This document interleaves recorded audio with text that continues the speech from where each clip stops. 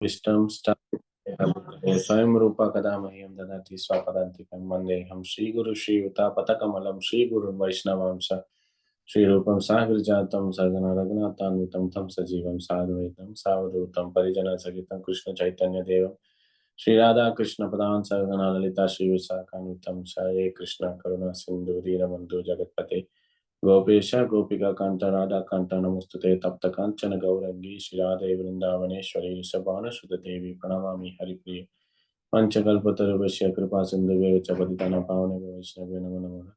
जय श्री कृष्ण चैतन्य प्रभु नित्यानंद श्री अद्वैत गदाधर शिवसारि गौर भक्तवृंद हरे कृष्ण कृष्ण कृष्ण हरे हरे हरे राम राम हरे हरे मुखं करोति वाचालं पङ्गुं लङ्घयते गिरिं यत्कृपातमहं वन्दे श्रीगुरुदीनतारिणं मुमुष्णुपदाय कृष्णप्रस्थाय भूतले श्रीमती भक्तिवेदान्त स्वामिनिति नामिने नमस्ते सरस्वती देवी गौरवाणी प्रचारणे निर्विशेष शून्यवादी पश्यते தேசத்தாரினே ஹரே கிருஷ்ணா. அனைவருக்கும் மாலை வணக்கங்கள். நம்ம இன்னைக்கு பார்க்க போறது வந்து ஸ்ரீ ஈஷோபனிஷத் மந்திரம் 6. Okay,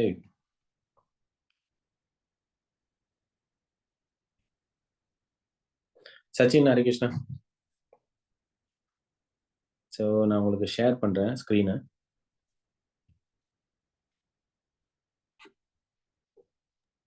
okay.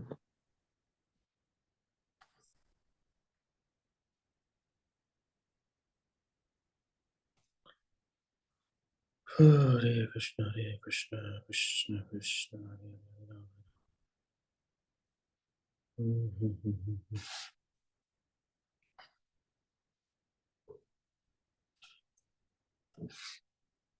சார் இது தெரியுதா உங்க ஸ்கிரீனு? இந்த நான் பாக்குறது நல்லா தெரியுது பிரபு. சோ மந்திரம் 6 என்ன? அதாவது ஒரு தூய பக்தரின் உணர்வு என்ன? ஒரு தூய பக்தர் மகாபாகவத், அதாவது வந்து ஒரு தூய பக்தரின் அவரோட புரிதல், அவரோட ரியலைசேஷன் என்ன, அவரோட பார்வை, ஒரு பரம்பொருள் அப்சல்யூட் ட்ரூத், அதாவது கிருஷ்ணரை உணர்ந்த ஒரு மனிதர், ஒரு பக்தர் வந்து கிருஷ்ணரை உணர்ந்தா அவர் என்ன பேசுவாரு, அவரோட பார்வை என்ன அப்படின்றது இந்த மந்திரம் 6ல வந்து கொடுத்திருக்காங்க. யஸ்து சர்வாணி பூத்தானி ஆத்மானி ஏவனு பஷ்யதி சர்வபூத்தேஷு சாத்மானம் தத்தோனா விஜுகுப்ஷதே. மொழிபெயர்ப்பு படிக்கிறீங்களா? சிந்து மாதாஜி இருக்கீங்களா? இருக்கிறேன் பிரபு.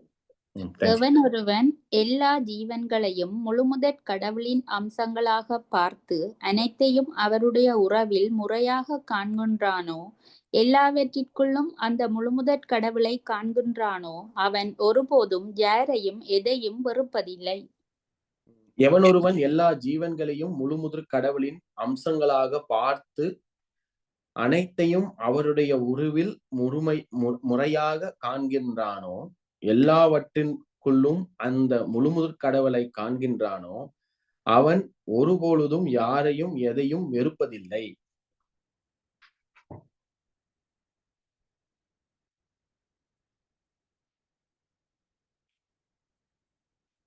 சரி, மந்திரம் 6 யார் சொல்ல முடியும்? என்ன பார்த்தேன் இப்போ?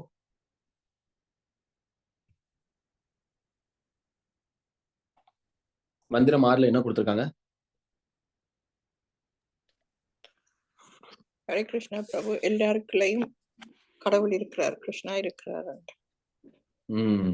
எல்லாவற்றையும் கடவுள் இருக்கிறார். ஓகே,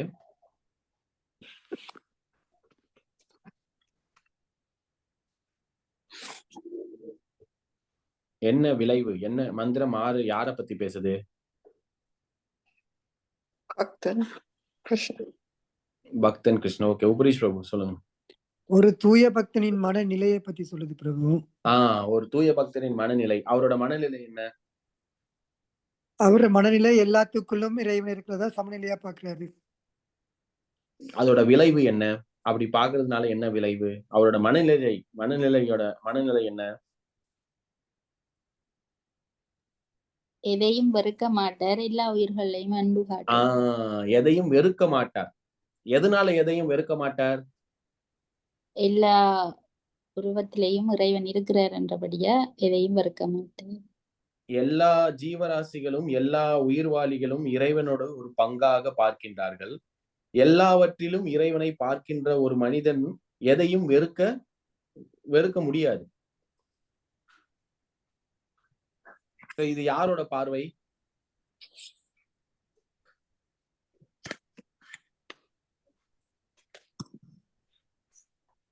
இது யாரோட பார்வை? யார் இப்படி பார்க்கின்றார்? தூய பக்தனின் பார்வை. தூய பக்தர்.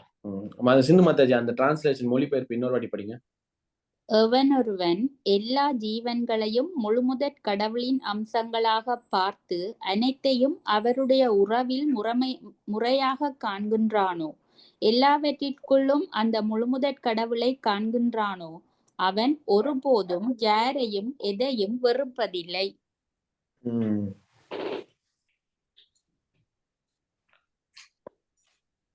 சோ இதுல நம்மளுக்கு தூய பக்தரின் பார்வை தருது. நம்மளோட பார்வை என்ன? நம்ம ஜெனரலா எப்படி பார்ப்போம்? நம்ம இந்த உலகத்தில் இருக்கின்ற ஜீவராசிகள் நம்மளோட பார்வை எப்படி இருக்கும்?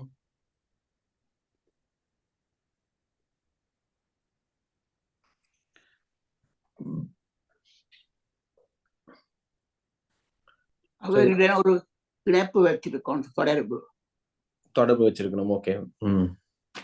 வேற என்ன? ஒரு மெட்டீரியல் பேஷண்ட் பார்வை முற்றிலும் மாறுபட்டதாக இருக்கும் பிரபு. அதாவது என்னோட கோபக்காரன் அப்படி இப்படி அந்த வேறுபாடுகள் காணலாம். வேறுபாடுகள். சோ இதுல ஒரு தூய பக்தர் பாத்தீங்கன்னா, கிருஷ்ணா நடுநிலையில இருக்கிறாரு. அவர் தான் சென்டரு. அவரை சுத்தி விஷயங்கள் இருக்கிறத கிருஷ்ணர் வழியாக பார்க்கிறார்கள். கிருஷ்ணரை தவிர்த்து எந்த ஒரு விஷயத்தையும் பார்ப்பதில்லை. ஒரு தூய பக்தர் என்ன பாக்குறாருன்னா, இந்த ஜீவராசி கிருஷ்ணரோட அம்சம், இந்த பொருள் கிருஷ்ணரோட பௌதிக சக்தி, நீர், நெருப்பு, காற்று, ஆகாயம், மனம், புத்தி, இதெல்லாம் கிருஷ்ணரோட பகிரங்க சக்தி, எக்ஸ்டர்னல் எனர்ஜி. நம்ம பார்த்தோம். ஒரு ஜீவராசி மமை வம்சோ ஜீவலோகே ஜீவபூத்த சனாதனா அப்படின்றார் கிருஷ்ணர். இந்த அம்சங்கள் அனைத்தும் என்னோட அம்சமே, இந்த ஜீவராசிகள் அனைத்தும் என்னோட அம்சம். சோ ஒரு தூய பக்தர் எப்படி பாக்குறாருன்னா, கிருஷ்ணா இந்த சென்டர், கிருஷ்ணா மத்தியில இருக்கிறாரு. அவரோட உறவு மூலமாக அவரோட எப்படி இந்த உறவு வச்சிருக்கார்கள். சோ அப்படி பார்க்கும் பொழுது ஒரு வெறுப்பு அறிவு மாட்டுகிறது, ஒரு வேறுபாடு வரமாகிறது, ஒரு தெளிவான பார்வையாக இருக்கிறது. எல்லா ஜீவராசிகளும் கிருஷ்ணரோட அம்சங்கள். சோ ஆனா நம்மளோட பார்வை எப்படி இருக்குன்னா, இந்த பௌதிக உலகத்துல எல்லாரோட பார்வைனா கிருஷ்ணா சென்டர் கிடையாது, நம்ம சென்டர். நான் மத்தியில இருக்கேன், என்னோட உறவு பிரதிபலிக்கிறது. எல்லாமே என்னோட உடல் ரீதியான சம்பந்தம் வழியாக பார்க்கின்றோம். இது எனக்கு பிடிக்குது, இது எனக்கு பிடிக்கல. செல்ஃப் சென்டர்ட் மென்டாலிட்டினா very conscious of my self. அப்படின்னா என்னோட உணர்தல் ரொம்ப முக்கியத்துவமாக இருக்கிறது. நான் எப்படி ஃபீல் பண்றேன், நான் எப்படி உணர்கிறேன், இந்த கட்டமைப்பில், இந்த சிச்சுவேஷன், இந்த சூழ்நிலையில் எனக்கான திருப்தியான விஷயங்கள் எப்படி இருக்கிறது அப்படின்றத கண்ணோட்டத்துலதான் நம்ம வாழ்ந்து கொண்டிருக்கோம். எனக்கு எது பிடிக்கும், எனக்கு எது பிடிக்காது, என்னோட உறவுகள் யாரு எனக்கு நண்பர்கள், யார் எனக்கு தீங்கவர்கள் அப்படின்ற ஒரு மத்தியில பாடிலி கான்சியஸ்னஸ், அதாவது என்னோட உடல் ரீதியான சம்பந்தம் வழியாக இந்த உலகத்தை நாம் பார்த்து கொண்டிருக்கிறோம். சோ அதுதான் ஒரு இம்பார்ட்டன்ட். சோ இந்த பௌதிகவாதிகள் இந்த உடலை இன்பம் பெறுவதற்கான ஒரு ஆயுதமாக பார்க்கிறார்கள். பௌதிகவாதிகள் இந்த உடலை ஒரு இன்பம் தரும் ஒரு கருவியாக பார்க்கின்றார்கள். ஆனா ஆன்மீகவாதிகள் இந்த உடலை இந்த பிரபஞ்சத்தை விட்டு வெளியேறும் வகையான ஒரு கருவியாக பார்க்கிறார். ஆத்மா, உடல் இரண்டும் வெவ்வேறு. இந்த எல்லா ஆத்மாவுக்கும் உடல் கிடைக்கிறது. பௌதிகவாதி என்ன பார்க்கறான், இந்த உடல் is a source of enjoyment அப்படின்னு நினைக்கிறான். இந்த உடல் இருந்துன்னா நான் என்ஜாய் பண்ணலாம், எனக்கு வந்து ஒரு ஒரு கட்டமைப்பான உடல் தேவை, வலிவான ஒரு உடல் தேவை, அழகான ஒரு உடல் தேவை, எனக்கு ஒரு அம்சமான உடல் தேவை. ஏனென்றால் அந்த உடலை வைத்துக்கொண்டு என் புலன்களை திருப்தி சொல்வதற்கான ஒரு வழியை நான் வகுத்துக் கொள்வேன். இந்த உலகத்தில் நான் நன்றாக ஜாலியாக இருக்க போறேன் அப்படின்னு அந்த உடலை வந்து ஒரு ஒரு கருவி, அதாவது வந்து ஒரு இன்பத்தை தரக்கூடிய ஒரு கருவியாக நினைக்கின்றான். அது முற்றிலும் தவறானது. உடல் என்றுமே வந்து நம்மளுக்கு வந்து இன்பம் தருவதை விட துன்பமே அதிகமாக தருகிறது. ஒரு ஒரு ஒரு கட்டமைப்பில் வந்து அப்படி ஒரு அழுத்தத்தில் நாம் வாழ்த்து கொண்டிருக்கிறோம். Force, suffering. ஆனா ஆன்மீகவாதிக்கான அறிவு எப்படின்னா, இந்த உடல் வந்து ஒரு ஒரு முள்ளால் எடுக்கிற மாதிரி இந்த உடலை சரியாக பயன்படுத்தினால் மற்றொரு உடலை நாம் பெறுவதற்கான வாய்ப்பை தவிர்க்கலாம் அப்படின்னு பார்க்கலாம். இந்த உடலை நாம் நன்றாக பயன்படுத்தினால் அது ஒரு சாவி மாதிரி. இந்த மனித உடல் வந்து ஒரு சாவி மாதிரி. இந்த மனித உடலை சரியாக பயன்படுத்தினால் மற்றொரு உடல் வருவதற்கான வாய்ப்பை நாம் வென்று விடலாம், மோட்சத்தை அடையலாம். அது வந்து ஒரு ஆன்மீகவாதியோட. அப்போ வந்து எப்பெல்லாம் நான் வந்து இன்னைக்கு பாகவதம் படிக்கும்போது இதான் டாபிக் டிஸ்கஷன். அதாவது ஒரு மனிதன் தன் உடலை இன்பம் தருவதற்கான ஒரு கருவியாக நினைத்தால் அவனுக்கு ஆன்மீகம் அதாவது ஆன்மீகம் வருவது ரொம்ப கடினம். ஏன்னா எல்லா ப்ராடக்டும் எப்படி யூஸ் பண்ணணும்னு கொடுத்துருக்காங்க. எல்லா ப்ராடக்டும் எப்படி பயன்படுத்தணும் அப்படின்றத தெளிவா வந்து கொடுத்துருக்காங்க. அதுக்கு பேர் தான் மேனுவல். ஒரு ப்ராடக்டும் எப்படி பயன்படுத்தணும் அப்படின்றத தெளிவா கொடுத்துட்டாங்க. அந்த ப்ராடக்டை நம்ம தப்பா பயன்படுத்தினா நம்ம வந்து அந்த ப்ராடக்டை நம்ம எஃபிஷியன்டா யூஸ் பண்ணல. வாஷிங் மிஷின்றோம், அதுல நம்ம வந்து சாமானை போட்டு வாஷ் பண்ணலாம், வாஷ் ஆகும். ஆனா அது எஃபிஷியன்டா இருக்காது. அது துணி போட்டு வாஷ் பண்ணணும், எப்படி போடணும், எந்த அளவு போடணும், எப்ப டிட்டர்ஜென்ட் போடணும், இதெல்லாம் தெளிவா கொடுத்துருக்காங்க. அதுல ப்ராப்ளம் வந்து எப்படி இருக்கு. அது போல மனித உடலை எவ்வாறாக பயன்படுத்த வேண்டும் அப்படின்றதுக்கான கோட்பாடும் கொடுத்திருக்காங்க. அதை வந்து தவறாக நம்ம செயல்படுத்தினால், உபயோகித்தால் அதை நம்மளுக்கு மகிழ்ச்சியாக இருக்காது, மகிழ்ச்சி பெறாது. சோ நம்மளோட பார்வை வந்து இந்த உடலை தப்பாக பார்க்கின்றோம். இந்த உடலை வைத்துக்கொண்டு இந்த உலகத்தை தப்பாக பார்க்கின்றோம். நம்மளை சுற்றி இருக்கும் அனைத்து ஜீவராசிகளை தப்பாக பார்க்கின்றோம். இப்ப வந்து ஒரு ஒரு வெஸ்டர்ன் வேர்ல்ட்ல வந்து ஒரு குழந்தைகிட்ட வந்து ஒரு மாடை காமிச்சா அவங்க என்ன பாக்குறாங்க, oh look at this is my stack அப்படின்றான், இது நான் சாப்பிடக்கூடியது அப்படின்றான். ஒரு ஆடை பார்த்தா அப்படிதான் யோசிக்கிறான், ஒரு ஒரு பன்றியை பார்த்தா அப்படிதான் யோசிக்கிறான். ஏனென்றால் அவங்களோட அந்த உடலில் இருக்கின்ற அந்த ஆத்மாவை அவர்களால் பார்க்க முடியவில்லை. அந்த ஜீவராசி வந்து அந்த உடலில் மாட்டிக்கொண்டிருக்கிறது. கட்டுண்ட ஆத்மா அந்த ஜீவராசி அந்த உடல் அமைப்பில் ஏதோ ஒரு கர்ம வினையினால் அந்த ஜீவராசி அந்த உடலில் மாட்டிக்கொண்டிருக்கிறது. அதை அவர்களால் பார்க்க முடியவில்லை. ஏனென்றால் அவர்களுக்கு போதுமான அறிவு இல்லை. அவங்களோட ரிலேஷன் எப்படி பாக்குறாங்க, ஓ இது நான் சாப்பிடக்கூடியது, இது நான் சாப்பிட முடியாதது, இது என்னோட நண்பன், எல்லாம் தன்னோட உடல் திருப்தியின் பார்வையினால பார்க்கின்றாங்க. இது வந்து ஒரு சாதாரண ஒரு பௌதிகவாதியின் ஒரு பார்வை. ஆனா இந்த வசனத்துல என்ன கொடுத்திருக்காங்க, அவங்க என்ன கொடுத்துறாங்க, இந்த இந்த இந்த பார்க்கக்கூடிய அனைத்தும் கடவுளின் ஒரு அம்சமே. Everything is form of the Lord, everything is emanation from the Lord. அஹம் சர்வஸ்ய பிரபவோ மத்த சர்வம் பிரவர்த்தந்தே. கிருஷ்ணர் சொல்ற, நீங்க பார்க்கக்கூடிய அனைத்து விஷயம் என்னிலிருந்து வரக்கூடிய ஒரு விஷயமே.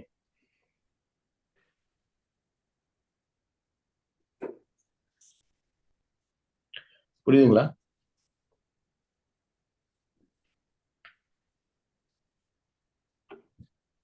கண்டினியூ பண்ணலாமா? Yes, Prabhu.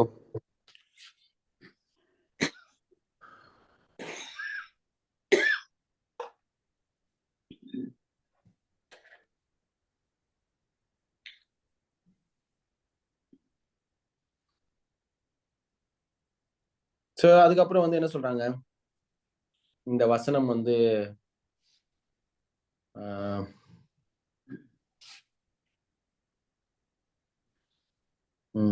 எஸ் டு சர்வாணி பூதானி. எஸ்து சர்வாணி பூத்தானி, சர்வாணினா எல்லாம், பூத்தானினா உயிர்வாளிகள், உயிர்களை. ஏவ அனுபஷ்யந்தி, ஏவ அனுபஷ்யத்தி அப்படின்றாங்க. அணு அப்படின்னா வந்து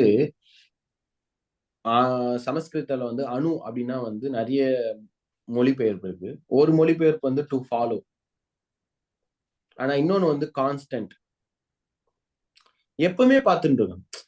அந்த ஒரு மகாபாகவத்தோட பார்வை வந்து எப்பவுமே வந்து கிருஷ்ணரை மையப்படுத்தி பார்க்கக்கூடிய ஒரு பார்வை. சர்வபூதேஷு சாத்மானாம் தத்தோனா விஜிகுப்சதே, தத்தோனா விஜிகுப்சதே, நாட் ஹேட் எனிஒன். ஆக்சுவலா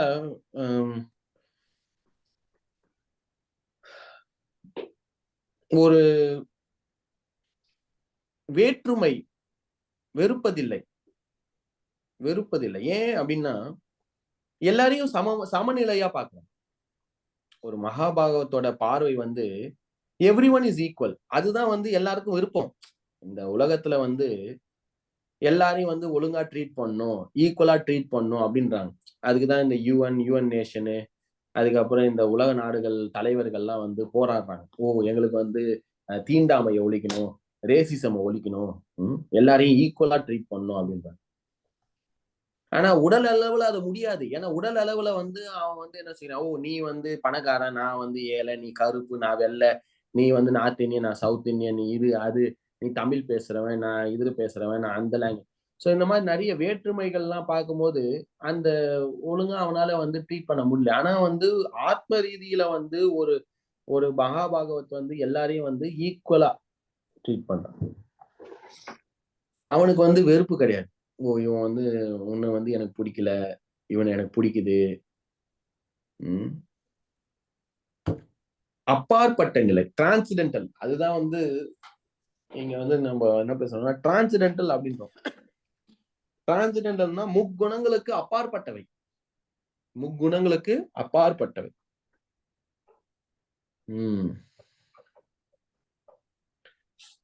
சோ ஏன் அப்படின்னா இது ரொம்ப தேவை. நம்ம கிருஷ்ண உணர்வுல ஆன்மீகத்துல வந்து இந்த குணம் வந்து ரொம்ப தேவைப்படுது.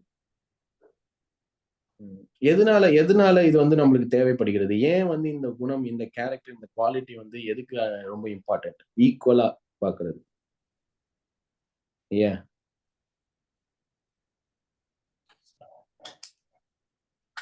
எதனால நம்ம எல்லாரையும் ஈக்குவலா பார்க்கணும்?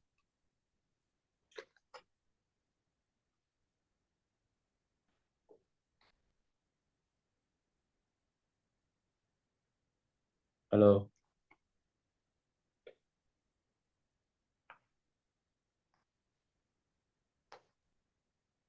ஹரிகிருஷ்ணா. நம்ம எல்லாம் வந்து ஒரு ஆத்மா அப்படின்ற ஒரு பிளாட்ஃபார்முக்கு வரணும். நம்ம வந்து நீங்க சொன்ன மாதிரி நார்த் இந்தியன், சவுத் இந்தியன், டால், ஷார்ட், பணக்காரன், ஏழை அதெல்லாம் பார்க்காம இருக்கணும். நம்ம ஒரு சோலுன்ற மாதிரி மீடியம் பிளாட்ஃபார்ம்ல இருக்கணும்ன்றதுக்காக. அப்புறம் வேற எதற்காக? நாங்க ஒருத்தரோட சண்டை பிடிக்க மாட்டோம். ஈகோ, பொறாமை வராது. சண்டை வராது. மற்றவங்கள எரிச்சல் வராது. நீங்க ஹாஸ்பிட்டல் போனீங்கன்னு வச்சுக்கோங்க, ஹாஸ்பிட்டல்ல வந்து முக்காவாசி பேஷண்ட் அடிச்சுக்க மாட்டாங்க. இந்த ஜெயில எல்லாம் அடிச்சுப்பாங்க, மத்த இடத்துல எல்லாம் வந்து மத்தவங்க எல்லாம் அடிச்சுப்பாங்க, கிளாஸ் ரூம்ல அடிச்சுப்பான். ஆனா ஹாஸ்பிட்டல்ல, ஏன்னா அவனும் ஒரு ட்ரீட்மெண்ட்டுக்கு வந்திருக்கான், நானும் ஒரு ட்ரீட்மெண்ட். நான் எப்ப சாவ போறான், அவன் எப்ப சாவ போறான்னு தெரியல. அவன் லொக்குன்னு இருக்கான், நான் ரத்த வாந்தி எடுத்துட்டு இருக்கேன். 2 பேரும் அடிச்சுக்க மாட்டாங்க. ஏன்னா நல்லா இருக்கேன், ஏதோ போதுப்பா, நீ எவ்வளவு நாள், நான் 5 நாள், நீ எவ்வளவு நாள், நான் 4 நாள்ல போயிடுவேன்ப்பா.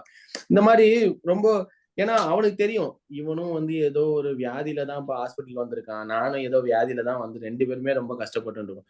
சோ அப்போ வந்து அவனுக்கு வந்து அந்த ஒரு மனப்பக்குவத்துல இருக்கனால வந்து நம்ம வந்து டாக்டர் கிட்ட கேட்க மாட்டோம், டாக்டர் என்ன நீங்க அவனுக்கு மட்டும் 4 மாத்திரை கொடுக்குறீங்க, எனக்கு மட்டும் 2 மாத்திரை கொடுக்குறீங்க, எப்படி நான் மட்டும் என்ன கம்மியா ஃபீஸ் பண்றேன், எனக்கு மட்டும் ஏன் கம்மியா கொடுக்குறீங்க, அவனுக்கு உயிருக்கு போறேன், அவனுக்கு orange colour, red colour, yellow colour மாத்திரை, எனக்கு வெறும் ஒயிட் கலர் மட்டும் தரீங்க, என்ன நான் என்ன தப்பு பண்ணேன், ஏன் அவனுக்கு மட்டும் எக்ஸ்ட்ராவா டியூப் போடுறீங்க, எனக்கு வந்து டியூப் கம்மியா? இது மாதிரிலாம் நம்ம பிரச்சனை பண்ணுவோமா? இந்த மாதிரி நம்ம போயிட்டு சண்டையா போட போறோம் இல்ல. ஏன்னா வந்து நம்மளுக்கு புரியுது, ஓ அவருக்கு ஒரு ட்ரீட்மெண்ட், அவருக்கு ஒரு கஷ்டம், அவர் ஒரு நிலையில இருக்காரு. எனக்கு ஒரு ட்ரீட்மெண்ட், எனக்கு ஒரு கஷ்டம், எனக்கு ஒரு வேற மாதிரியான ட்ரீட்மெண்ட். சோ அது மாதிரி இந்த உலகத்தில் இருக்கக்கூடிய அனைத்து ஜீவராசிகளும் தத்தளித்துக் கொண்டிருக்கிறதுங்க. இந்த ஓஷன் ஆஃப் நீசன்ஸ், இந்த அறியாமை கடலில் தத்தளித்துக் கொண்டிருக்கிறார்கள். நம்ம பொறாமப்பட்டு எதுக்கு சண்டை போட்டு நம்ம புரிஞ்சுக்கிட்டோம்னு வச்சுக்கேன், எனக்கும் உடல் போக போகுது, அவனுக்கும் உடல் போக போகுது. வசன்சி ஜீதானி யதா விஹாயா, இந்த இந்த குளோத் எப்படி வந்து பழைய உடல், நான் பழைய துணி எப்படி கழட்டு போறனோ, அதே மாதிரி மற்ற ஜீவராசிகளும் வந்து ஜீவ ரீதியாக அனைவரும் சமமே, எதுக்கு சண்டை? உடல் ரீதியாக வேற என்ன, எதற்காக சமமாக பார்க்க வேண்டும்?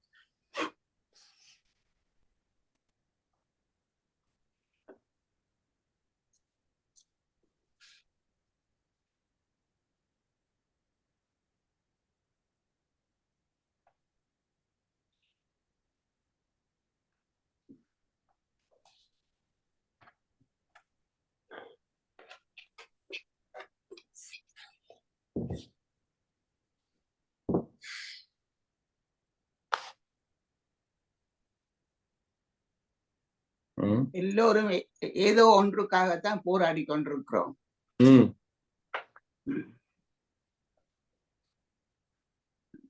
கரெக்டுமா. அந்த ஏதோ ஒன்று கிருஷ்ண கான்சியஸ், கிருஷ்ண உணர்வு, அது ஒன்றுதான் இந்த உலகத்துல ஒரு குறைபாடு. அதுதான் எல்லாருக்கும் கிடைக்க மாட்டேது. அதுதான் நம்மளுக்கு போராடு, அதுதான் நம்ம தேடிட்டு இருக்கோம். உபரிஷ் பிரபு. நான் நினைக்கிறேன் பிரபு, இப்ப ஒரு நாயையோ கோழியோ மிருகத்தையோ பார்த்தா நாங்க அது எல்லாத்துக்குள்ளேயும் பரமாத்மா இருக்காருங்கிற ஒரு சமநிலையா பார்ப்போம். எல்லாத்துக்குள்ளேயும் இறைவன் இருக்கிறாங்கிற ஒரு நிலையை நாங்க புரிஞ்சு கொள்ளுவோம். அதுதான் வந்து நம்ம அப்பதான், அதனாலதான் நம்ம வந்து அது ஒரு சுவைக்கோ அல்லது வந்து தன்னோட திருப்திக்காக உயிரை நம்ம மதிப்போம். இல்லைன்னா நம்மளோட இப்ப எல்லாரும் என்ன நினைக்கிறாங்க, ஓ இதுல வந்து ஜீவசிய ஜீவனம், நம்மளோட பிலாசபி நம்மளுக்கே கொடுப்பாங்க. ஒரு உயிர்வாளி வாழ வேண்டும் என்றால் மற்றொரு உயிர்வாளி இறக்க வேண்டும், அதுதான் விதி. அதுதான் வந்து உலகத்தின் விதி கூட, இயற்கையின் விதி அதான். நம்ம வந்து செத்த ஒரு பொருளை சாப்பிட்டு உயிர் வாழ முடியாது, ஓகே ஒத்துக்கிறோம். ஆனா அதற்காக வந்து மிருகத்தை தான் சாப்பிடணும்னு ஒண்ணும் கட்டளை இல்லை. கிருஷ்ணர் சொல்றாரு, பத்திரம் புஷ்பம் பழம் தோயம். என் கிருஷ்ணருக்கு தெரியாதா முட்டை கவிச்சி அந்த மாதிரிலாம் சாப்பிடணும்னு சொல்லியிருப்பானா? சரி, இந்த சமமான நிலை வந்து ஒரு விதத்துல நம்ம வந்து டெவலப் பண்ணாதான் நல்லது பண்ண தோணும். நல்லது பண்ண தோணும். நம்ம வந்து பிரச்சாரம் பண்ண முடியும், மத்தவங்களுக்கு வந்து ஆன்மீக தத்துவத்தை கொடுக்க முடியும். நம்ம அந்த பார்வையை எடுத்துட்டு வந்தா ரொம்ப சுலபமா இருக்கும். ஏன்னா வந்து நம்மளோட வாழ்நாள் முழுவதும் நம்மளுக்கு பிடித்தவங்களுக்கு நல்லது பண்ணணும்னு நினைப்போம், நம்மளுக்கு பிடிக்காதவங்களுக்கு கெட்டது பண்ணணும்னு நினைப்போம்.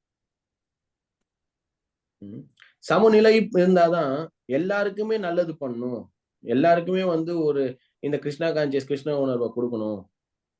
எல்லாருமே ஜீவராசிகள் தான். நம்ம வந்து அப்ப இல்லைன்னா நம்ம என்ன பண்ணுவோம், ஓ அவன்லாம் எடுத்துக்க மாட்டான், அவன்லாம் ரொம்ப பேசுவான், இவன் பண்ணுவான், அவன்லாம் இது மாதிரி, அந்த மாதிரி நம்மளோட மனப்பக்குவத்துல இருந்தோம்னா நம்மளால அவங்களுக்கு கொடுக்க முடியாது. ஏன்னா நம்ம வந்து என்ன பண்றோம், ஜீவராசியாக பார்க்காமல் பௌதீக தகுதியை நாம் எடுத்துக்கொள்கிறோம். சோ அந்த விதத்துல வந்து நம்மளால வந்து முழுமையாக உண்மையாக உதவ முடியாது. சோ அது வந்து ரொம்ப இம்பார்ட்டன்ட். எப்படி வந்து இந்த பார்வையை வளர்த்துக் கொள்ளலாம்? எப்படி இந்த பார்வையை நம்ம வளர்த்துக் கொள்ளலாம்?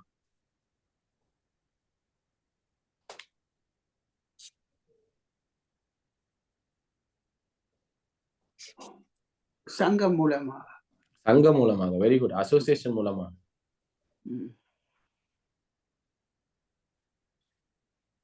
நம்ம வந்து சிஸ்டமேட்டிக்கா சீட பரம்பரையில் வரக்கூடிய அந்த பரம்பரை மூலமாக வரக்கூடிய அந்த அறிவுனாலையும் சங்கம்னாலையும் அந்த பரம்பரை மூலமாக வரக்கூடிய அந்த அறிவை நாம் ஏற்றுக்கொண்டால், மெயினா வந்து சீயிங் த்ரூ ஹியரிங், இதுதான் நம்மளோட பிலாசபி. செவியை நம்ப வேண்டும். ஹியரிங், இந்த உலகத்தை நம்ம பார்க்கக்கூடியது, நம்ம விஷயங்களை பார்க்கக்கூடியது அனைத்தும் த்ரூ ஹியரிங் ஆஃப் ஸ்கிரிப்சர்ஸ், செவி மூலமாக வளர்த்துக் கொள்வது.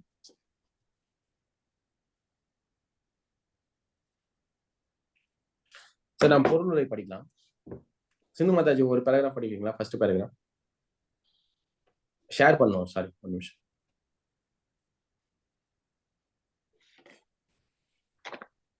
ஏதாவது கேள்வி இருக்கா நம்ம டிஸ்கஸ் பண்ணதுல?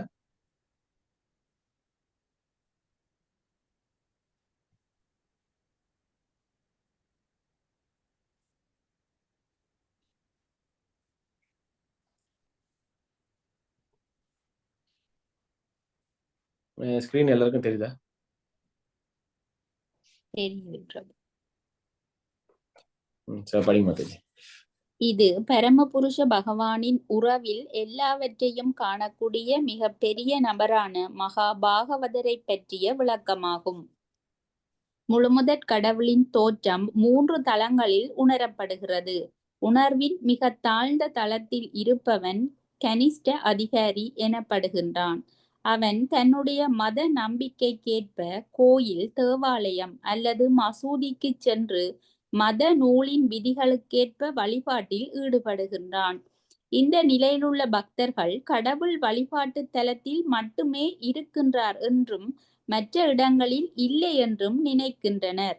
அவர்களால் ஒருவர் பக்தி தொண்டின் எந்த நிலையில் இருக்கின்றார் என்பதை உறுதிப்படுத்த இயலாது. முழுமுதற் கடவுளை உணர்ந்தவர் யார் என்பதையும் அவர்களால் கூற முடியாது. அத்தகு பக்தர்கள் வழக்கமான சடங்குகளை பின்பற்றுகின்றனர். ஒரு வகையான பக்தியினை மற்றொன்றை காட்டிலும் சிறந்ததாக எண்ணி சில நேரங்களில் அவர்கள் தங்களுக்குள் சண்டையிடுகின்றனர். இத்தகு கனிஷ்ட அதிகாரிகள் உண்மையில் பௌதீகமான பக்தர்கள் ஆவர். அவர்கள் பௌதீக எல்லையை கடந்து ஆன்மீக தளத்தை அடைவதற்கான முயற்சியில் இருப்பவர்கள். ஓகே, நீங்க யாரை பத்தி பேசுறாங்க?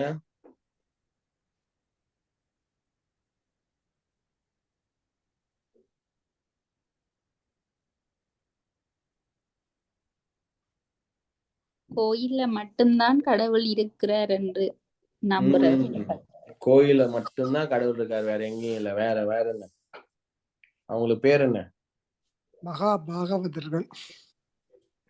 மகாபாகவதர்களா? கனிஷ்ட அதிகாரிகள். கனிஷ்ட அதிகாரிகள். ஆமா, என்ன போட்டிருக்காங்க?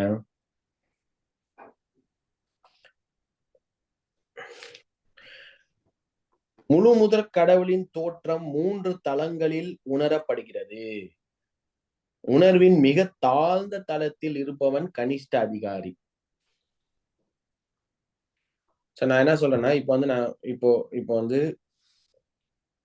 கடவுள், இது மகாபாகவத்தோட விஷன்ல நம்ம இங்க வந்து என்ன கொடுத்திருக்காங்க, மகாபாகவத்ன்றது வந்து உத்தம அதிகாரி, உயர்நிலையில இருக்கக்கூடிய ஒரு பக்தர். இந்த பக்தர்கள்ல வந்து 3 கேட்டகரியா பக்தர்கள் பிரிக்கிறாங்க. டிவோட்டிஸ் இருக்காங்க, பக்தர்கள் இருக்காங்க. இந்த பக்தர்கள்ல வந்து 3 வகையான பக்தர்களாக பிரிக்கிறாங்க. ஃபர்ஸ்ட் வந்து கனிஷ்ட அதிகாரி, இரண்டாவது மத்தியம அதிகாரி, மூன்றாவது உத்தம அதிகாரி. இந்த 3 வகையான பக்தர்கள். இது வந்து ஹைரார்கி.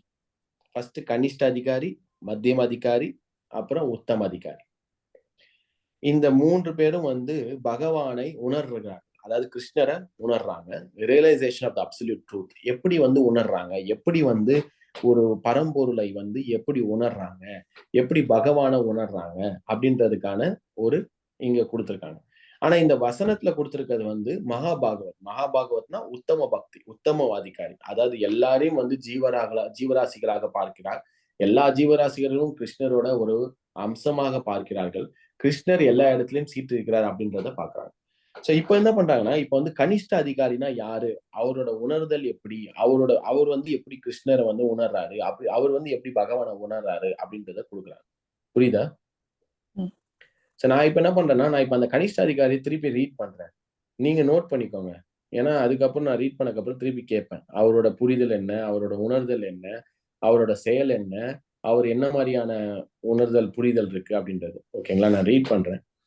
சோ கனிஷ்ட அதிகாரி அவன் தன்னுடைய மத நம்பிக்கைக்கேற்ப கோவில், தேவாலயம் அல்லது மசூதிக்கு சென்று மத நூலின் விதிகளுக்கேற்ப வழிபாட்டில் ஈடுபடுகிறான்.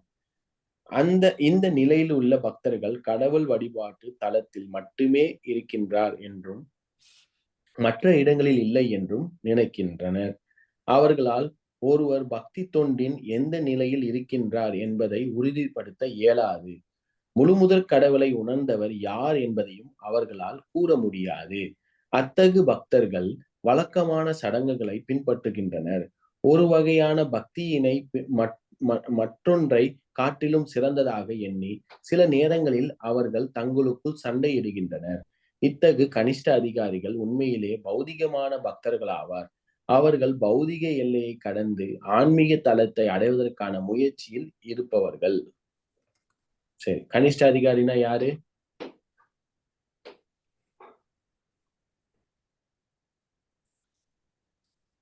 கோயில்களுக்கு தேவாலயத்துக்கு போற ஆக்கள்.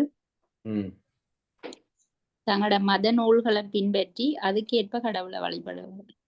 ஓகே, வேற? கோயில்ல மட்டும்தான் கடவுள் இருக்கிறாரு நினைக்கிறது. விக்கிரத் அந்த கோயில்ல போவாங்க, கோயில்ல போய் விக்கிரத்தை பார்ப்பாங்க, விக்கிரத்துல இருக்க சாமி இருப்பாங்க. சோ கோயில்ல இருக்க விக்கிரத்துல அதுல மட்டும்தான் சாமி இருக்கு, மத்த எங்கேயுமே சாமி இல்ல அப்படின்னு நினைக்கிறேன். ஓகே, வேற?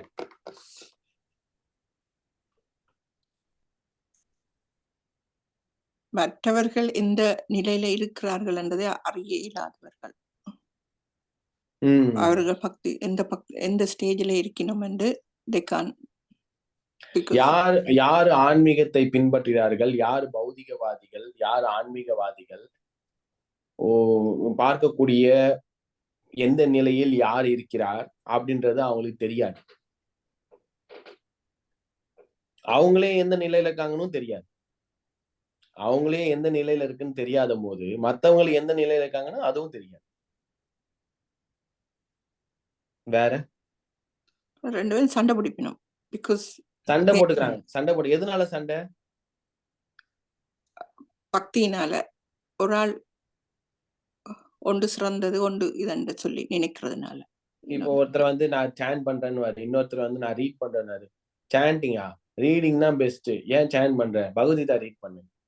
பகவத்கீதா ரீட், சாண்டிங் தான் பெஸ்ட், ஏன் இப்படி ரீட் பண்ற? சாண்டிங் பண்ணு. இந்த மாதிரி சண்டை போட்டுக்கிறது. இரண்டுமே பக்தியை தரக்கூடிய பாதைகள் இருப்பினும் எந்துதான் பெஸ்ட், உந்து சின்னது, உந்துதான் பெஸ்ட், எந்து சின்னது, அந்த மாதிரி fighting over the details and missing out the principle. Principle என்ன? தத்துவம் என்ன? Always remember Krishna, never forget Krishna.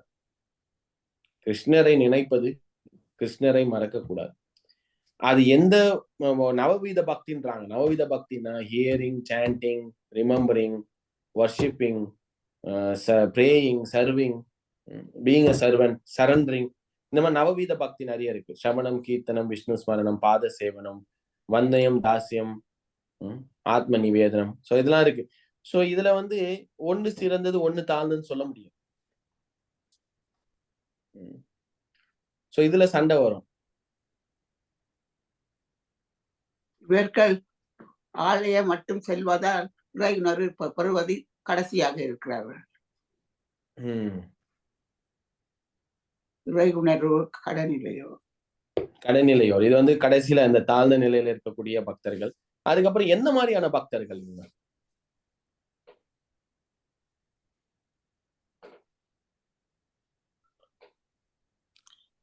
பௌதிக நிலையை கடந்து ஆன்மீக தத்துவத்தை அடைவதற்கான முயற்சியில் இருப்பவர். முயற்சியில ஓகே, எல்லாருமே முயற்சியில இருக்கும். ஆனா இதுக்கான ஒரு பர்டிகுலர் நேம் கொடுத்திருக்காங்க ஃபர்ஸ்ட் அந்த லைனுக்கு முன்னாடி. என்ன மாதிரியான பக்தர்? கனிஷ்ட அதிகாரி. கனிஷ்ட அதிகாரி வந்து பௌதிகமான பக்தர்கள். பௌதிகமான பக்தர்கள், மெட்டீரியலிஸ்டிக் டிவோட்டிஸ். அப்படின்னா பௌதிகமான பக்தர்கள்னா டக்குன்னு ஏதாவது ஒரு தேவைனா கடவுள் தேவை, தேவை பூர்த்தி ஆனதுக்கு அப்புறம் கடவுள் தேவையில்லை, அந்த மாதிரியான ஒரு பிளக்சுவேட்டிங்கான ஒரு சிச்சுவேஷன். எப்பெல்லாம் தேவை இருக்கோ அப்ப நான் கோயில் போவேன். சோ ஒரு மெட்டீரியலிஸ்டிக் கால்குலேஷனோட பக்தி பண்றது. மெட்டீரியலிஸ்டிக் கால்குலேஷன்னா ஒரு ஒரு ஒரு ஆசை, ஒரு பௌதிக ஆசை இல்லைன்னா பௌதிக விஷயம் பூர்த்தி செய்ய வேண்டும் அப்படின்ற ஒரு காரணத்துக்காக பக்தியை நாடுவது. இதுக்கு பேர் வந்து மிஸ்ர பக்தி அப்படின்றாங்க. கலப்படம், பக்தியில் கொஞ்சம் கலப்படம் இருக்கிறது. ஆனா வந்து they approaching the right source, அதுல ஒன்றும் பிரச்சனை இல்லை. சரியான இலக்கை நாடுகிறார்கள், ஆனா சரியான நோக்கத்தை அவர்கள் கையாளவில்லை. Right place, right source, right people, but little bit wrong intention. So அவனோட ஆட்டிடியூட் வந்து, மனப்பக்குவம் வந்து பக்தியை உயர்த்துவதற்காக பகவானை அணுகுவதோ இல்லை பக்தியை வந்து அடுத்த லெவலுக்கு எடுத்துட்டு போகணும் அப்படின்றதுக்காக பக்தி தொண்டை செய்வதோ இல்ல. ஒரு ஒரு நோக்கம் இருக்கிறது, உள்நோக்கம் இருக்கிறது. ஃப்ரூட்டிவ் மென்டாலிட்டி அப்படின்றாங்க. Can we say these people are karma kandis ன்னு சொல்லலாமா பிரபு? கர்ம காண்டிஸ்னா அவங்க எல்லாரையுமே அணுகுவாங்க, தேவர்களையும் அணுகுவாங்க, பிள்ளையாரும் அணுகுப்படுவாங்க. ஆனா இது வந்து பக்தி பண்றாங்க, பக்தி சொல்றாங்க. கிருஷ்ணர் சொல்றாரு ஆஃபர் மீ ஃப்ரூட் ஃப்ளவர். நம்ம ஆஃபர் பண்ணாலும் அவங்களோட இன்டென்ஷன் என்ன? கிருஷ்ணா நான் இதை கொடுக்குறேன், எனக்கு ஏதாவது வேற ஏதாவது பண்ணு, இது பண்ணுவேன், ஏதாவது ஒரு ஸ்லைட்டா ஒரு ஆசை ஒண்ணு இருக்கும், இல்லைன்னா வந்து ஏதாவது ஒரு பௌதீக இன்டென்ஷன் இருக்கும், இல்லைன்னா வந்து ஒரு தேவை இருக்கும், அந்த மாதிரி. பட் ஆனா இட்ஸ் நாட் ராங். அதாவது வந்து இது வந்து நம்ம வந்து குளோரியஸ். ஏனென்றால் அதுதான் முதல் கட்டம். அதாவது வந்து நம்ம ஒரு 100வது படிக்கட்டுக்கு போகணும்னா ஃபர்ஸ்ட் முதல் படியில கால் வச்சாதான் 100வது படிக்கட்டு போக முடியும். அதனால வந்து நம்ம அந்த கனிஷ்டாதிகாரியை வந்து நம்ம மட்டமா பார்க்க முடியாது. ஏன்னா வந்து கனிஷ்டால இருந்தா மத்தியமா, மத்தியமால இருந்தா உத்தமா. சோ கனிஷ்டாதிகாரினாலே வந்து ஒரு குளோரியஸான ஸ்டெப் தான். ஏன்னா வந்து you are in the process of devotional service. ஏன்னா நீங்க வந்து அந்த முறையை நீங்க வந்து எடுத்துக்கொட்டீங்க. அது கொஞ்சம் கொஞ்சம் என்ன சொல்றது, கொஞ்சம் கிளாரிபிகேஷன், கொஞ்சம் டீடைலிங் பண்ணணும், அவ்வளவுதான்.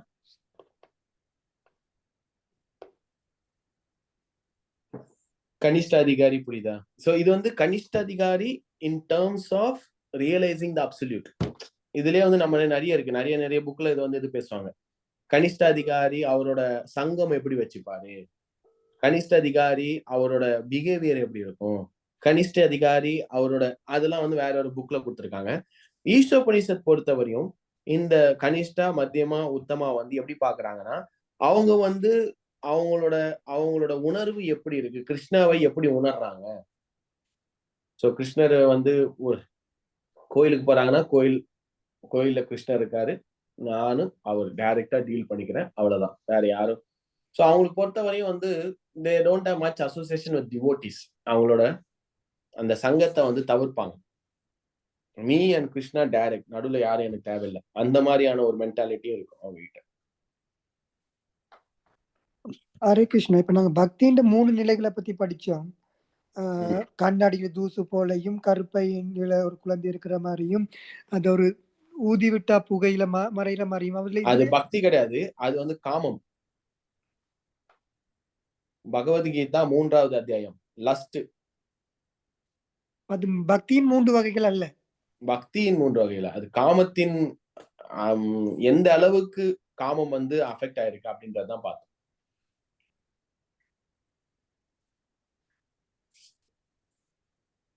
பக்தி ஒரே ஒண்ணுதான். பக்தி எப்பவுமே வந்து தூய்மையானது ஒன்னே ஒண்ணுதான். அதை கையாளும் முறைகள் வேற வேற. ஏனென்றால் கையாளும் ஆட்கள் வேற வேற, அவ்வளவுதான். பக்தி எப்பவுமே சூரியன் ஒண்ணுதான். அதை நீங்க எந்த கண்ணாடி வலையாக பாக்குறீங்க அதுதான் முக்கியம். சோ கண்ணாடி தான் பிரச்சனை, சூரியன் பிரச்சனை கிடையாது.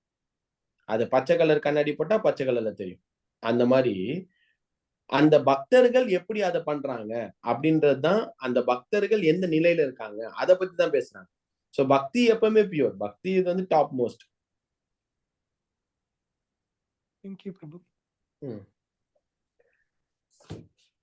இது கனிஷ்ட அதிகாரி. புரியுதுங்களா? கனிஷ்டனா யாருன்னு தெரியுதா?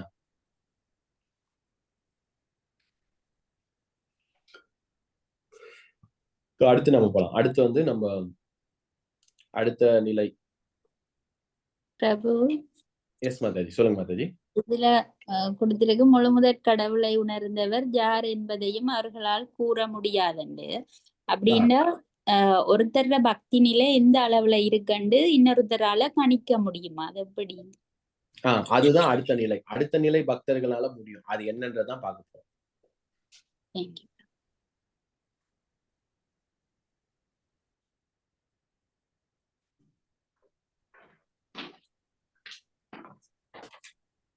சோ இப்ப அடுத்த நிலை பக்தர்கள் அடுத்த பேராகிராஃப் படிங்க மாதாஜி. உணர்வின் இரண்டாவது தளத்தை அடைந்தவர்கள் மத்தியம அதிகாரிகள் என்று அழைக்கப்படுகின்றனர். இத்தகு பக்தர்கள் 4 வகையான உயிர்களுக்கிடையில் வேறுபாட்டை காண்கின்றனர். முழுமுதற் கடவுள் பகவானின் பக்தர்கள் பகவானை பற்றிய ஞானத்தை பெறாத அறியாத மக்கள் மற்றும் பகவானின் மீது நம்பிக்கை இல்லாததால் பக்தி தொண்டில் ஈடுபடுபவர்களை வெறுக்கக்கூடிய நாத்திகர்கள். மத்தியம அதிகாரி இந்த 4 வகையான மனிதர்களிடம் வெவ்வேறு முறையில் நடந்து கொள்கின்றான். அவன் பகவானை தனது அன்பிற்கு பாத்திரமாக கருதி அவரை புகழ்கின்றான். பக்தி தொண்டில் இருப்பவர்களுடன் நட்புறவு கொள்கின்றான். மறைந்துள்ள இறையன்பினை அறியாத மக்களின் இதயத்தில் எழுப்புவதற்கு முயல்கின்றான். கடவுள் என்ற சொல்லை கேட்டவுடன் இகழ்ச்சியில் ஈடுபடும் நாத்திகர்களை தவிர்க்கின்றான். ஓகே.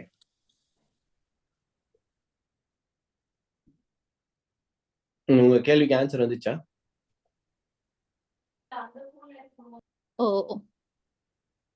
சோ இப்ப பாத்தீங்கன்னா அந்த மத்தியம அதிகாரி, அந்த மத்தியம அதிகாரி ஒரு இன்ட்ரெஸ்டிங்கான கேரக்டர். ஏன்னா மத்தியம அதிகாரி வெறும் கடவுள் அவரை என்னன்னு தெரியும், மற்ற மற்ற மற்ற மற்ற இதையும் வேறுபாடு பாக்குறாரு, டிஸ்கிரிமினேஷன் பண்றாரு. Discrimination not on the basis of, நம்ம முன்னாடி பார்த்த மாதிரி இல்ல, not on the basis of body. அதாவது ஒரு ஒரு செடியை நீங்க வளர்க்குறீங்கன்னா, அந்த செடியை நீங்க ஒரு செடி வளர்க்குறீங்கன்னா என்ன பண்ணும்? என்னெல்லாம் பண்ணுவீங்க ஒரு செடியை வளர்க்குறீங்கன்னா?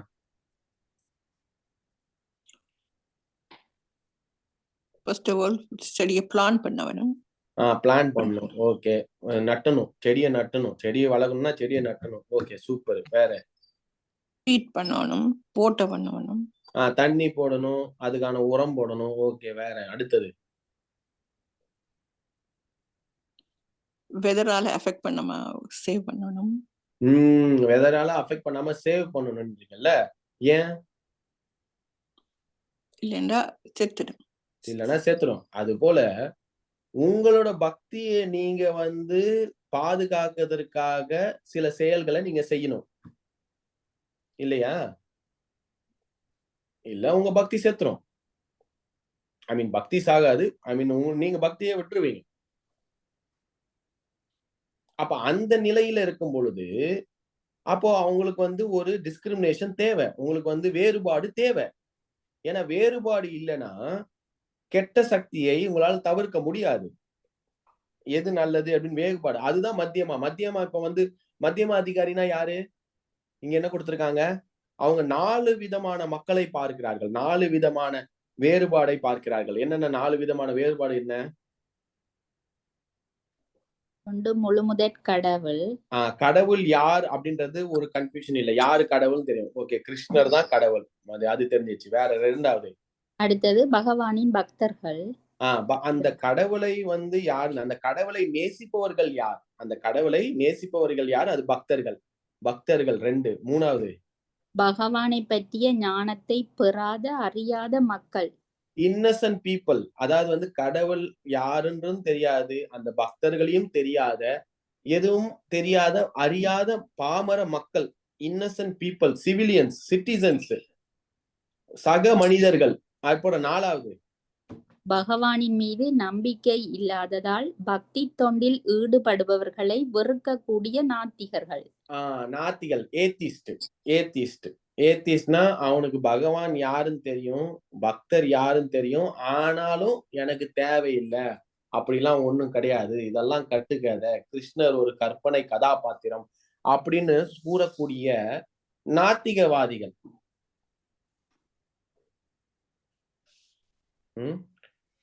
நாத்திக பேசுகின்ற நாத்திக. சோ இந்த மத்தியம அதிகாரி 4 வகையான விஷயங்கள் கையாளு, 4 விதமான மக்களை பார்க்கிறார். வேற யாரா இருக்காங்களா? இல்ல, இந்த 4 தான். இந்த நாளும் தான் பக்தியின் நிலையா? இல்ல இந்த 4த்தையும் அவன் வேறுபாடு பண்றான், டிஸ்டிங்விஷ் பண்றான்.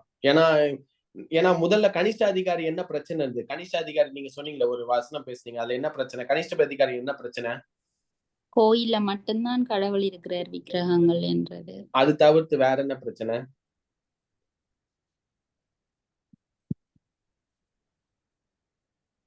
மத நூல்களை பின்பற்றி கடவுளை வழிபடுறது. அதுக்கப்புறம்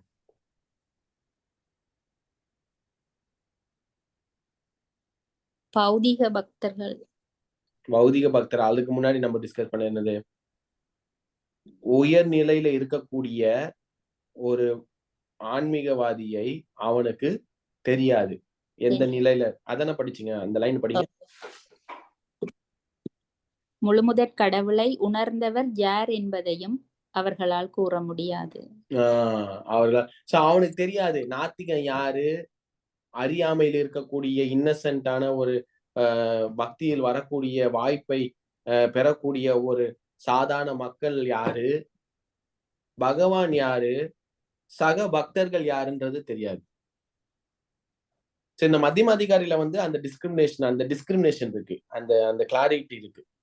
சோ அப்ப அவன் எப்படி டீல் பண்றான், எப்படி அவன் பழகுறான், பகவானோட என்ன பண்றான் மத்தியம அதிகாரி?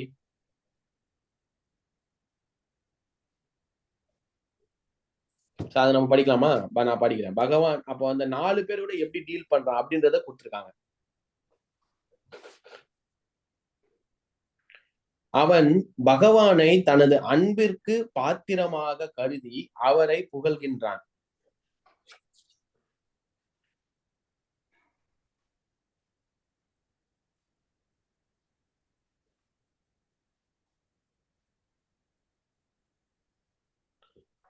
அவன் பகவானை அன்பிற்கு பாத்திரமாக கருதி அவரை புகழ்கின்றான். பக்தி தொண்டில் இருப்பவர்களுடன் நட்புறவு கொள்கிறான். மறைந்துள்ள இறையின்பினை அரிய மக்களின் இதயத்தில் எழுப்புவதற்காக முயல்கின்றான். கடவுள் என்ற சொல்லை கேட்டவுடன் இகழ்ச்சியில் ஈடுபடும் நாத்திகர்களை தவிர்க்கின்றான். சோ பகவான் இப்ப 4 பேரை டிஸ்கிரிமினேட் பண்ண, யாரு 4 பேரை டிஸ்கிரிமினேட் பண்றான்?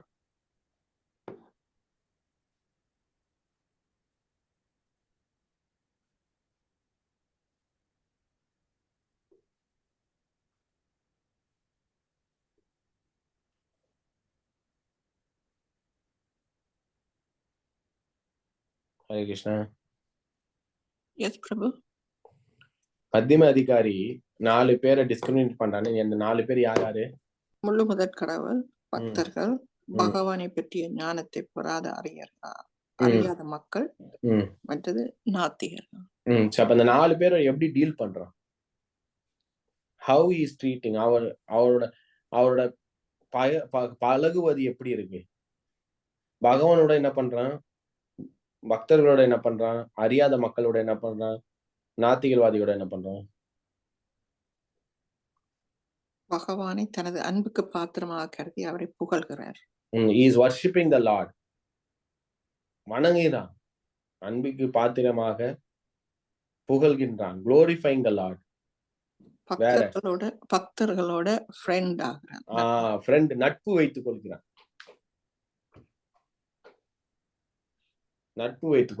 பக்தர்களோட நட்பு வைத்துக் கொள்கிறான். பகவானை பற்றிய ஞானத்தை பெறாத ஆக்களுக்கு அவைக்கு கடவுளை பற்றி எடுத்து சொல்றார். He is preaching to the innocent. Yes. He is preaching. அதாவது preachingனா தமிழ்ல என்ன வரும்? கடவுளை பற்றி உபதேசிக்கிறது, இல்லைன்னா கடவுளை பற்றி சொல்றது, எப்படியாவது அவங்கள கடவுள் பக்கம் எடுத்துட்டு வர்றது.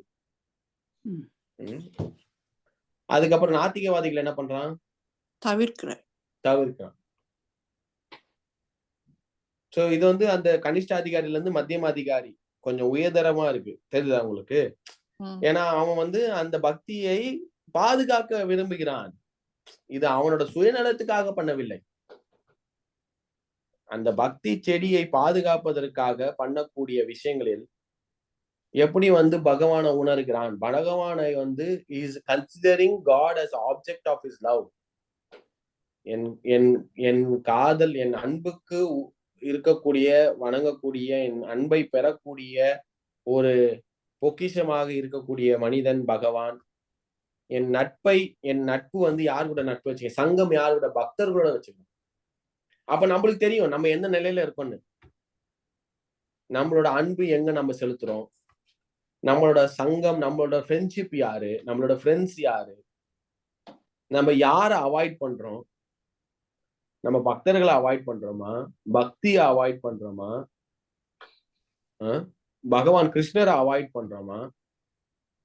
அதே மாதிரி நம்மளோட ப்ரீச்சிங், நம்மளோட டைம் எங்க ஸ்பெண்ட் பண்றோம், நம்மளோட சிந்தனை என்ன? நம்ம ஒரு மனிதரை பாக்குறோம், அவர் நல்ல மனிதனா இருக்காரு, நல்ல குணங்கள் இருக்கு, அவருக்கு வந்து நல்ல உடல் இருக்கு, நல்ல மனப்பக்குவம் இருக்கிறது, நல்ல வேலை, நல்ல குடும்பம் இருக்கு. அப்ப நம்ம என்ன நினைக்கிறோம்? நம்ம வந்து நீ எப்பா நல்லா இருக்கப்பா, நல்ல கார் இருக்கு, நல்ல வீடு இருக்கு, நல்ல குடும்பம் இருக்கு, நல்லப்பா, சூப்பர்ப்பா, நல்லா இருப்பா அப்படியே நினைக்கிறோம். இல்ல, நம்ம வந்து கஷ்டப்படுறோம். என்னப்பா உனக்கு வந்து, ஆனா அவங்க கிட்ட சொல்ல முடியாது. நீ நல்லா இருக்கு, நல்ல வீடு இருக்கு, நல்ல குடும்பம் இருக்கு, ஆனா உனக்கு வந்து கிருஷ்ண உணர்வு இல்லையே, அதை நான் எப்படி தரது? என்னதான் நீ வந்து ஒரு கோடீஸ்வரன், பௌதிக ரீதியாக மிக பணக்காரனாக, மிக கோடீஸ்வரனாக இருந்தாலும் கூட ஆத்ம ரீதியாக உனக்கு அந்த செல்வம் இல்லையே. அப்படிதான் பாக்குறான். இப்ப அந்த மத்தியம அதிகாரி என்ன பாக்குறான்? உனக்கு வந்து நீ வந்து உனக்கு தெரியல, உனக்கு வந்து இது வந்து ஒரு விலை முடிக்க முடியாத ஒரு பொக்கிஷம்.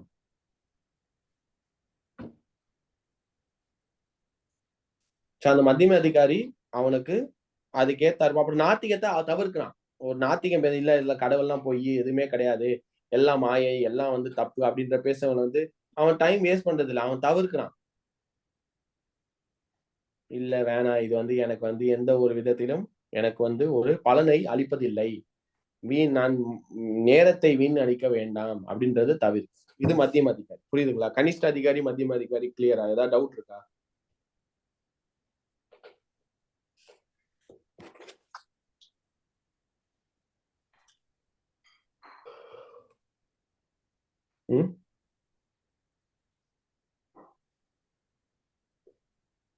இப்ப நம்ம வந்து அடுத்தது 3வது அதிகாரி வந்து உத்தம அதிகாரி. நம்ம உத்தம அதிகாரியை பார்க்க போறோம். கரெக்ட்டுங்களா? நான் ஷேர் பண்றேன், நீங்க ரீட் பண்ணலாம்.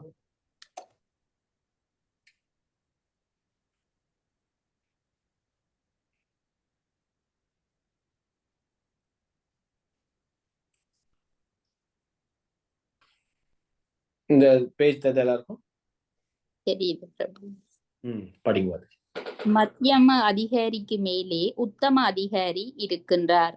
அவர் எல்லாவற்றையும் முழுமுதற் கடவுளின் உறவில் காண்கின்றார். அத்தகு பக்தர்கள் நாத்திகனுக்கும் ஆத்திகனுக்கும் இடையில் கூட வேறுபாட்டை காண்பதில்லை.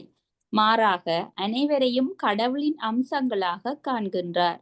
அவர் நன்கு கற்றறிந்த பிராமணருக்கும் தெருவிலுள்ள நாய்க்கும் இடையில் உண்மையான வேற்றுமை ஏதுமில்லை என்பதை அறிந்துள்ளார். ஏனெனில் தத்தமது முந்தைய வாழ்வில் செய்த செயல்களின் வெவ்வேறு தன்மைகளுக்கேற்ப அவர்கள் வெவ்வேறு உடல்களில் பந்தப்படுத்தப்பட்டுள்ள போதிலும் இருவரும் பகவானின் அம்சங்களே. முழுமுதற் கடவுளின் ஓர் அம்சமாகிய பிராமணன் பகவானால் தனக்கு வழங்கப்பட்ட சின்னஞ்சிறு சுதந்திரத்தை துஷ்பிரயோகம் செய்யவில்லை என்பதையும், நாயின் வடிவிலுள்ள மற்றோர் அம்சம் அந்த சுதந்திரத்தை துஷ்பிரயோகம் செய்ததனால் இயற்கையின் சட்டங்களால் தண்டிக்கப்பட்டு நாயின் உருவத்தினுள் அடைக்கப்பட்டுள்ளான் என்பதையும் அவர் காண்கின்றார். பிராமணர் மற்றும் நாயின் செயல்களை பொருட்படுத்தாமல் உத்தம அதிகாரி அவர்கள் இருவருக்குமே நன்மை செய்ய முயல்கின்றான். அத்தகு கற்றறிந்த பக்தர் பௌதீக உடல்களால் வழி தவறுவதில்லை. மாறாக அவர்களுக்குள் இருக்கும் ஆன்மீக பொறியினால் கவரப்படுகின்றார்.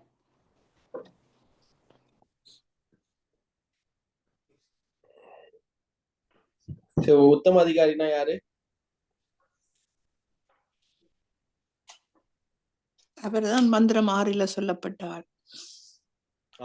அவர்தான் மந்திரம் 6ல சொல்லப்பட்டார். ஏன்னா மத்தியம அதிகாரி வந்து ஒரு வேறுபாடு பார்க்கிறார், டிஸ்கிரிமினேட்டிங் பண்றாரு, இது இவரு இப்படி இவரு அப்படின்னு. ஆனா உத்தம அதிகாரி பொறுத்தவரையும் அனைத்துமே ஆத்மாக்கள், அனைத்துமே ஆத்மாக்கள். ஒரு நாயும் பிராமணாவும் ஈக்குவலா பாக்குறாரு. வினயா வித்யா வினய சம்பன்னே பிராமண அகவி அஸ்தினி, பகவத்கீதால கொடுத்த மாதிரி 5:18. அவர் பார்வை எப்படி இருக்குன்னா, ஒரு பிராமணரும் ஒரு நாயும் சமம்ன்றாரு. ஏன்னா பிராமணர் வந்து அவர் கொடுத்திருந்த அந்த சுதந்திரத்தை ஒழுங்காக பயன்படுத்தினால் மனித வாழ்வு பெறுகிறார். இந்த நாயில் உடலில் இருக்கக்கூடிய அந்த ஆத்மா கொடுக்கின்ற அந்த சுதந்திரத்தை துஷ்பிரயோகம், அதாவது தவறாக பயன்படுத்தினால் இந்த உடல் கிடைத்து விட்டது, கர்ம வினையினால் இந்த உடல் கிடைத்து விட்டது. தவிர இரண்டுமே ஆத்மாக்கள் அப்படின்றாரு. அவருக்கு அந்த வேறுபாடு எல்லாம் கிடையாது. மத்தியம அதிகாரி பாக்குற மாதிரி மாறி. ஏன்னா இது உயர்நிலையா பாருங்க. அதாவது வந்து கனிஷ்ட அதிகாரி அறியாமையில தெரியல யாரு எந்த எதுன்னு. மத்தியம அதிகாரிக்கு தெரியுது, ஓ இவர் இப்படி அவர் அப்படின்னு. உத்தம அதிகாரிக்கும் தெரியலன்னா அவர் அறியாமையில தெரியல. இல்ல அறியாமையில எல்லாருமே ஈக்குவல் அப்படி பாக்கல. அவருக்கு வந்து அந்த ஆன்மீக பார்வையில எல்லாருமே ஈக்குவல்ன்றார். கனிஷ்ட அதிகாரி அறியாமையில எல்லாருமே ஈக்குவல், யாரு என்னன்னே தெரியல, இவரும் அப்படிதான் அவரும் அப்படிதான்றாரு. ஆனா உத்தம அதிகாரி என்ன பாக்குறாங்கன்னா எல்லாருமே வந்து ஆத்ம ரீதியாக இருக்கின்றார்கள், அவர்கள் கர்ம வினையினால் அந்தந்த உடலில் கட்டுண்ட ஆத்மாவாக திரிந்து கொண்டிருக்கிறார்கள் அப்படின்னு அவர் பாக்குறார்.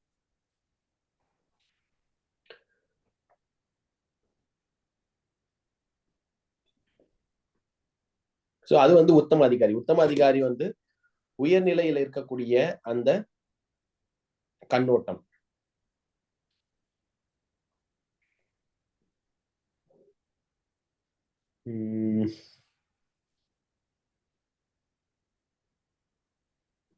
அவர் வந்து என்ன பண்றாரு, 2 பேருக்கும் நல்லது பண்ணணும்னு பாக்குறாரு. ஒரு பிராமணர், ஒரு டாக், ஒரு நாய் இருந்தாலும் 2த்துக்கும் நல்லது பண்ணணும் அப்படின்னு பாக்குறாரு.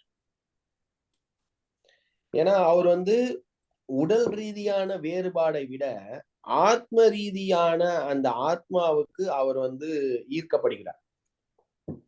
He is just seeing attracted to the spark, not the body.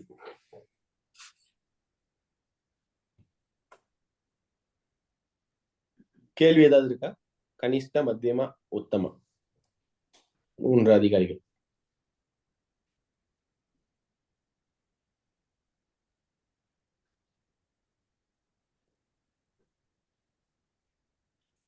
தெளிவா இருக்கு.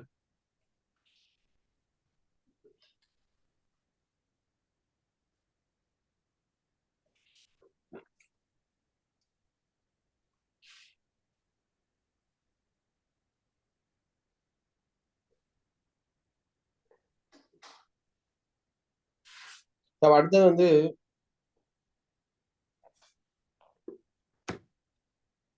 இந்த உத்தம அதிகாரி போல காட்சி அடிக்கும் இம்போஸ்டர்னா பொய்யான உத்தம அதிகாரி பத்தியும் சொல்லுவாங்க. அடுத்தது வந்து பிரபுபாத் அதையும் எதை போறாரு.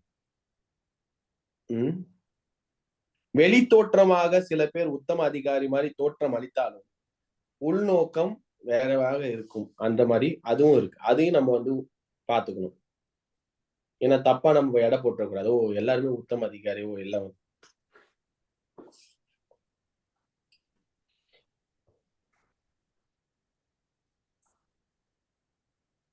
கேள்வி ஏதாவது இருக்கா?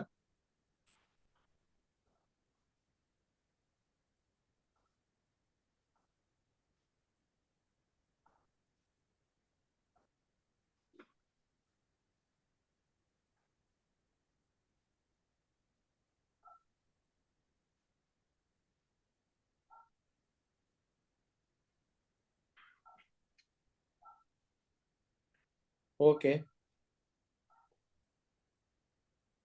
எதுவும் கேள்வி இல்லைன்னா என்னையோட பதிவு நம்ம முடிச்சு கொள்ளலாம். அடுத்த வாரம் திருப்பி நம்ம வந்து கனிஷ்ட, மத்தியமா, உத்தமா பார்க்க போறோம். அதுக்கப்புறம் அந்த பொய்யான உத்தம யாரு அப்படின்றத வந்து இம்போஸ்டர் உத்தம அதிகாரி அதையும் நம்ம பார்க்க போறோம்.